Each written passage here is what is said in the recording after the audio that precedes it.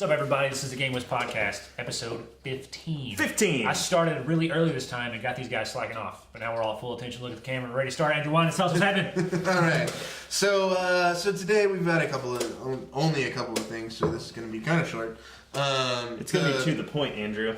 Yes, we are focused. And to the point. So the first thing is apparently the new video platform Vessel has raised ridiculous amounts of money, and to the tune of, in their last round, $57 million for a total of $134.5 million. That's or many, something stupid like that. That's many tens of millions. Man, do you know what we could do with $130 million as a company? Change the world, Eli. Change the world. Well, I mean, and the point, right, is that I think that what the backers of Hulu, or backers of Vessel, yes, there is a connection there.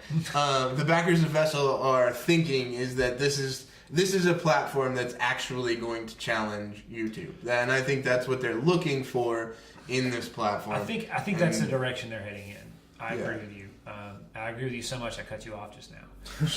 And I don't know, man. A long time ago, but it's been a year and a half ago, was it Mark Suster wrote that article about how, YouTube is like the Walmart of video, and the way forward was to do your own owned and operated, like use YouTube to get the eyeballs and send them off. And that's still, man, Vessel's still piggybacking that. Right. They're not cultivating new talent. They're going to YouTube and in some cases broadcast television, like with Ellen, and they're saying, hey, come over here. I'll give you tons of money. Come over here. Yeah. It's fine. Just do it. Right. And so, you got to wonder how long that strategy will play out. So that's my first question. Like, how long will this last? I'm curious as to what return individual channels are actually seeing. Are they making more money? How much is it if we don't count the enormous bonuses they're probably getting? I'm not going to confirm that one way or another. Probably getting. And so then, on top of that, it's, okay, so if we open this platform to everyone, what will continue happening? How will the rev shares work? And who knows? I don't think Vessel... I don't know. I don't think there's something that can legitimately become a YouTube competitor, and I don't think they want to appeal to the masses that way in terms of content creators. I think they're always going to select. Yeah, and they're going to select from YouTube. So, and you think it's more of like to me it feels right now more like a multi-vertical Funny or Die to some degree. Like there's like great content, very produced. Like they're pulling from Funny or Die, and Nerdist and all these like big creators, and so Funny or Die is not trying to combat YouTube necessarily, but they are a video platform where they have their own stuff and they do their own things, and they pull in videos from other places and creators from other places to do funny things. So it's like, I don't know. The other thing too is like, you can't compete against YouTube without a huge war chest. Like you just can't do it. 130 million is probably not enough. It's not. But I mean, they raised their Series A like 6 months ago. I mean, they're bringing on investors really fast, and it pays to be an established person in the industry. Well, having all that Hulu experience definitely helps, right? Yeah. Right. You bypass a lot of the vetting process for sure when you've got that legacy. I just, I'll say it again, like Hulu is not going to be YouTube. Not Vessel. I'm sorry. I'm saying Hulu. Vessel is not going to be YouTube. Vessel might be the best of YouTube, and I'm going to put a caveat on that. Best doesn't mean the best content. It probably means the biggest channels. Right. And so is it worth $2.99 to apparently just get the stuff before it goes live on YouTube? There's some weird the thing they're pitching is early access to the content, to all of the content from all of these channels. With the idea, I guess, being that the channel can then, after whatever the early access period is, I don't know what it is, but they can then disseminate it across all of their platforms. Look, right now they're fighting kind of the same problem we fought, and it's the whole reason we built a series manager for GameWisp. Yeah. It was this idea that you have to play nice with YouTube. That we can't ask a content creator of any size to come to GameWisp or a Vessel and be like, just put your content here. Yeah. I mean, we offer that option, but like you've got to have that interoperability so people can continue to get the eyeballs and continue to get the growth. Yeah. Now, I wouldn't be surprised if there is a fuzzy plan in Vessel's mind that down the road, if they show traction, if they show growth, if they show, hey, look how much money you're making, why don't you try a premium over here? Yeah. Why don't you stop doing early access? Why don't you just put it on here? Like maybe they'll do the early access, but why don't you put some premium stuff on here and promote it and see what happens? Yeah. Like I wouldn't be surprised to see that. Yeah. There is a certain subset of YouTubers where that would work really well. Sure. You know, and you know, we've seen it on our platform, right? I mean, we have content creators that a handful do premium videos. Right. You know, they don't. It's not their only thing. Right. They do some of it, and it works, right? Yeah. You know, people that become an insider on GameWisp really like that. Yeah. So it wouldn't surprise me to see Vessel do the same thing. Yeah. It really wouldn't. You know, it's just it's the natural evolution. I get big enough, you're making enough money, you're willing to try new things, and that's where they're heading, I think. So we've gotten that question a couple of times from different people, right? You know, and even like there've been comments on GameWisp launch videos, like, or you could just do Vessel. So I guess what I want to dive into right now. People are saying that. Come on, guys. We are like 5 people in a basement. Cut us some slack, okay? Like, do you see this? This isn't like $1 million production quality. This is literally a brick wall in a basement. The wall is made of diamonds that we painted over with white. We don't have $130 million. Sorry. Right. First of all, I don't know that these people could just go do Vessel. I think Vessel is very much gating who is on the platform. And I think that's the point, right? And that's where I think the differentiation comes in between what we're trying to do and what Vessel's doing. Yeah. And I guess we're not trying; we are doing it. Yeah, we better be. Yeah. And it's that Vessel, like you said, is going after big people across all verticals, and not just big people on YouTube, like, you know, traditional, you know, media celebrities. That was a classic street cred move. Yeah. That's what that was. Going after Ellen was saying, we need insta legitimacy, and C-Nanners ain't cutting it. Yeah. Go get Ellen. Yeah. Like, that's why it happened. Right. You know? And will it happen again? Maybe. It just depends on how much traction they see with bringing Ellen. For sure. And I think, you know, so that differentiation is like, Vessel is handpicking the people they deem worthy to be on their platform. And it might not be you. I'm just going to say that. Yeah. It might not. Yeah. Sorry. Right. And you know, when you comment, I'm coming back to this. I'm a little offended. when you come to a YouTube video and say, just use Vessel, the person you're lobbying that comment to probably can't. Yeah. Just throwing that out there. And probably never will be able to. I don't know. Maybe. I That's kind of say that comment with a question mark at the end of it, but it's a question of, right, like, if what we're saying is that Vessel is always going to be curated in some way, then I mean, like, when we say probably won't be able to, unless you see extensive growth for a lot of these people, the answer would be no. Yeah. From a cost perspective, maybe this is an ill-formed thought. I'll say it anyway. I think you have an interest in playing a volume game. The less videos on my system, the less I have to deal with, you know, managing that video content. So the more eyeballs on it, like more value per video, right? So the bigger person I can value go per after. creator. Yeah. Because that is what we saw with our platform. Even just adding like a few hundreds of creators to the platform, Right. You get a ton of content, and then you have to figure out a way to. What do I do with it? Right. How do you get in front of people? Yeah. You know, and so as you start adding orders of magnitude more content creators and thus exponentially more videos, because for every content creator you've got like 1,000 videos, how do you get that content in front of people? And so it's in their best interest from a discovery standpoint to have a smaller amount of channels with less content that's more, you know, and it's maybe more popular or whatever. And you know, I don't know, like we're all speculating. I don't know Vessel. Sure. They could have a totally different plan in mind. But like, Yeah. I can come from the perspective of, as someone that is built a company based around video, based around YouTubers, like I can tell you how I would approach this if I had $130 million. Right. Just get Ellen on my network. It's, you know, you want to provide sort of a premium experience, an experience people are paying for. Sure. And so if you play a volume game like YouTube does, suddenly things don't feel as premium. Yeah. And that's another thing you're fighting with if you're Right. Vessel. And so I just don't see them opening the floodgates. It could Right. happen. That could be the long-term Well, goal. I just and- don't see it happening. And the difference is that they are 100% centered around content. Like Right. that's a big difference between. Yeah. And it's a problem that YouTube has as far as like building businesses around the content creators themselves. You know, and I think that's kind of our thing is what we're after is helping content creators build a business around themselves, build a brand or build a community even, you know, depending on what your goal is. Right. And Vessel's building a community around their platform. YouTube, you know, they're able to build a community or a business around content, not any other of the fan experiences. That's why you have even the ability for Twitch to come in and be a thing, because it's a different way to engage with your community. Sure. And so, I think that model you asked earlier, is it a good thing to pay $3 a month to the platform itself? That remains to be seen. It remains to be seen if YouTube's subscription thing that is not real yet, but is actually probably happening, is that going to drive down ad revenue for people? In the long term, Bessel was saying we're going to give you that 1,000 CPM or what, whatever it is. Is that, I don't even, it's hard to even know if that's going to be true based on how they're no one's paying them anything. Right. They have a bunch of money that they're throwing at content creators. They're just like any other startup, even though they have a bunch of money, they're going to have to figure out how it's going to be a sustainable how to model. become cash flow positive. Right.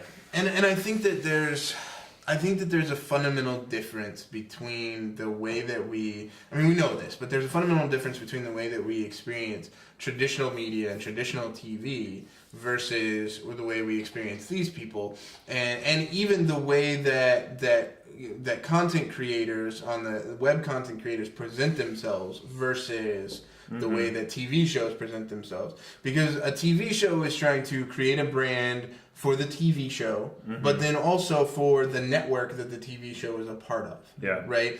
All of the HBO shows are creating their own brands, but to a certain extent they're creating HBO's brand. You do know it's an HBO show when you're watching it. Exactly. But the difference being that when a content creator, when a scene-anners goes out to the world, right? Yeah. Scene-anners is building his own brand, right? Yeah. Which to a certain extent is a personal brand as well as a content brand.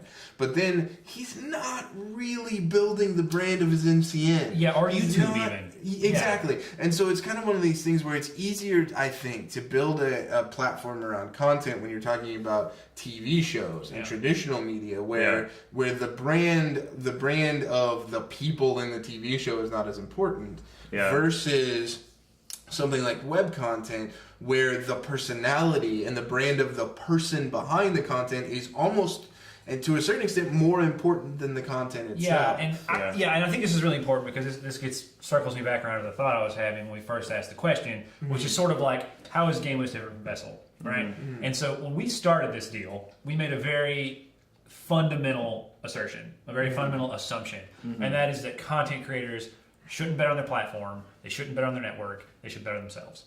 Always. Yeah. And so that's where we're coming from, I think, in everything we design. Yeah. This isn't about you going to a platform and growing your CPM rate. This is about money getting directly to your pocket. Yeah. That's what we want to do. And so that's how we're different. And so you look at the things we've done. And your personal brand moving forward. Exactly. Right. That's why you bet on yourself, right? Exactly. Because it's your brand that matters. If you come to GameWisp and you set up a channel, and maybe you offer some early access content, maybe you offer some other benefits through our funding mechanisms, and things like that, we get out of the way. Yeah. And that's what's super important. We get minimal branding out of the way. Okay, you're on GameWisp, but more importantly, as a user, you're engaging with a channel you care about. Yeah. And that is the bet on the creator. That's the bet we make. Right. And that's how we're fundamentally different. It's how we're always going to be different. Right. It manifests itself in a ton of different ways from a product standpoint that we'll get into. Sure. The most evident one, you can pick a color scheme.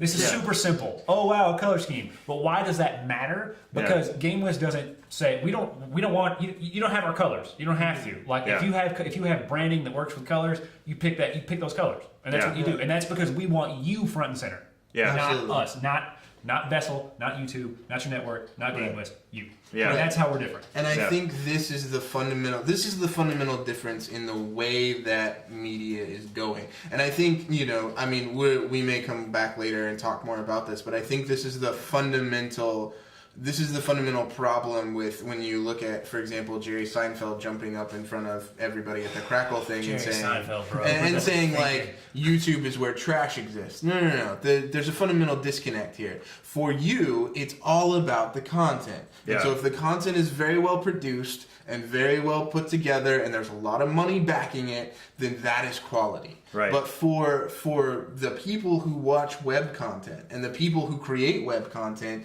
right, the quality can be a little bit worse because it's about the person behind it, not just the content. Okay, I got a statement about cognitive dissonance. I'm going to come back here. Sure. Go ahead. Well, and it may be even kind of the same thing that it may be different what you're going to say, but you look at Jerry Seinfeld and you say you look at him 20 years ago or 30 years ago, 40 years ago, I don't freaking know how old he is. You know, when he was not Seinfeld, he was some dude on the you know, comedy club circuit. Yeah. You know, where I would guarantee that he would say some of that stuff that he made was, he would call himself garbage, or because he was like, you know, and you could say like, oh, you know, I'm not on network television. All those people in the comedy clubs are garbage. We're doing something higher, more like more elevated because of production quality, blah blah blah. And so it is like a weird thing for him to say in that way. The weird thing is exactly that, like, he's all about the production quality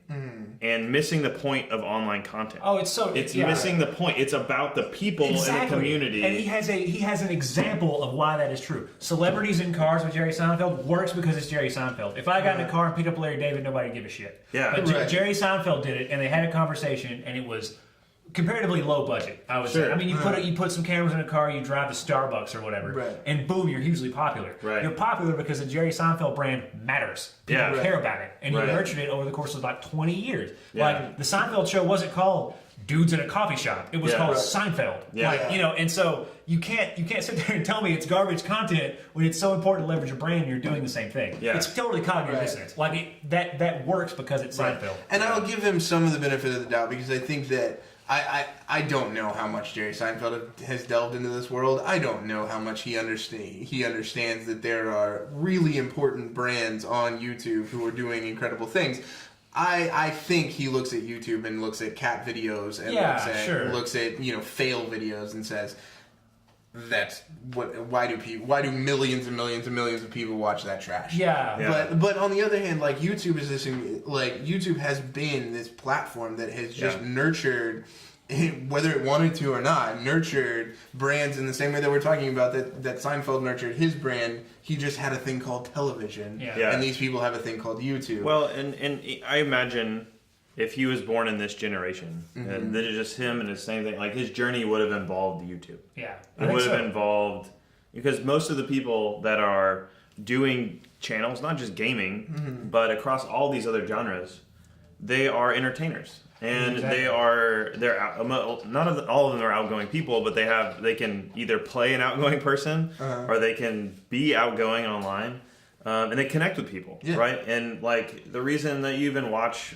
any show with any actor for any reason, on some level you connect with the people that are either making the show, writing the show, acting on the show, or, you know, in the best case scenario, all of those people. It's all about the people connection. It's not just about like, oh wow, you guys have, you know, red cameras and you're shooting in 8K, you know, and it's, you know, it's not all about that. And and so I think you may be right about him thinking just of the cat videos and all that kind of stuff, but it's not just about that. It's about the person. It's about the brand. That's the important thing. If you give a cursory glance to YouTube, it's easy to look at it. I think it's like a noisy, overpopulated, almost like disgusting platform, right? But you know, I think people that know how to look and where to look and to see the big popular channels realize it came from brand building. That's where it came from. It came from making content people like, centered around yourself or a group of people or whatever. You know, and I mean, you talk about how if Seinfeld was, you know, a rising star today, his career would have involved YouTube, and I totally agree. I mean, look at people like Felicia Day, right? Who arguably became famous, hugely famous, through online video distribution.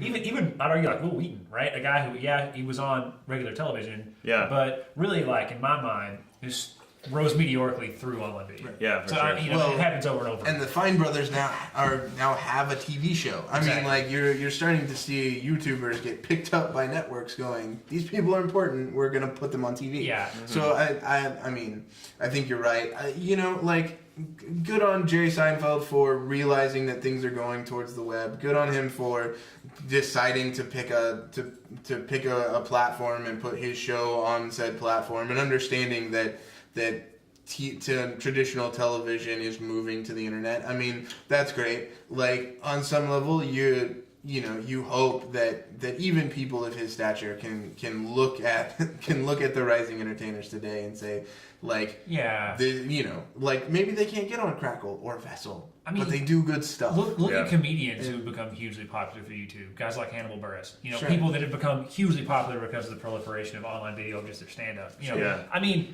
I I'm not like shaking a fist at Jerry Seinfeld. Like, oh, you're so dumb. Like, I think it's a different time. Sure. Like, it's a disconnect, and I don't think, I think you're right. He probably just didn't put the full thought into what's happening on YouTube and these ecosystems right now. I think he will. I think now definitely with all the criticism he will. But it's one of those things where it's a changing world, man, and like you're directly taking advantage of it. So you should understand how it works. Yeah, exactly. So that's all the time we have for now. Yeah, we may come back. We may not come back. Short little podcast. I want to mention real quick. Earlier, I said we're 5 people in a basement. That's somewhat incorrect. We're 5 people in a basement, plus another dude in Louisiana, another dude farther west, and someone in Chicago. Right. All those people matter, even though I didn't use their name. So we're a little bigger than 5 people in a basement, but still don't have $130 million. Now, if you want to give us $130 million, we will take it. We will take it and see what we can do with it. So keep that in mind. Yeah. All right. So yeah. Okay. So All we'll be back next week. Yeah, we will. Or earlier. Who knows? Or it's some a other mystery. time. Look, if you like our content, do your thing. Click some buttons or whatever. Comment, like, subscribe. No. Yeah. Just look. Just Jerry Seinfeld would hate you. Yeah, just whatever, dudes. Live your life. We'll see you next week. All right.